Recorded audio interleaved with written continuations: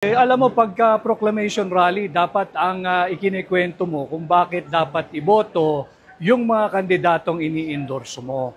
Subalit sinimulan nila sa mali, sa negative campaigning, mabuti na rin yun para masagot natin lahat ng issue na pilit nilang pinagtatakpan, katulad ng korupsyon, yung pagkalat ng illegal na droga, yung patuloy na pagtanggi na sumailalim sa isang open, fair, transparent, and credible hair follicle drug test. Yan ang mga issue na dapat pag-usapan sa nalalapit na eleksyon.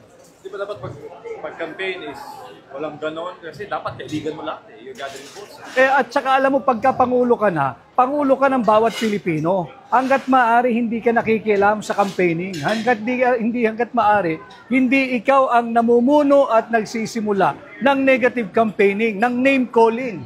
But maganda nga rin yun, sinimulan niya, di sasagutin lang ng ating grupo ang mga Duterte senatorial candidates.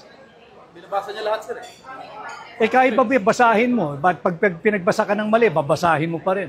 Mabuti pa rin yun para pabalik-balik tayo sa issue ng droga, ng yung patuloy na pagtanggi sa mailalim sa drug test, yung maanumalya, immoral, unconstitutional, illegal, at criminal na 2025 budget. Ito pag-usapan natin.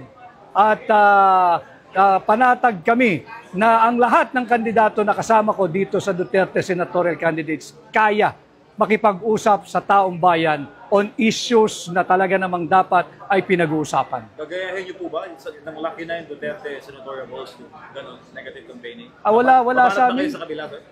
Alam mo, malungkot na buhay nating mga Pilipino dahil laganap ang kahirapan, ang kagutuman, ang korupsyon, ang kriminalidad at droga. Ang inflation mataas pa rin.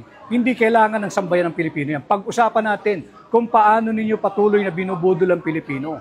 Pag-usapan natin kung gaano kalaki ang ninanakaw ninyo sa kaban ng ating mga Pilipino. Yan ang pag-usapan natin.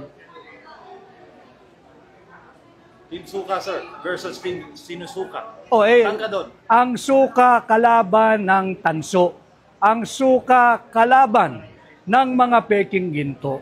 Ang suka ang kalaban ng mga mambubudon.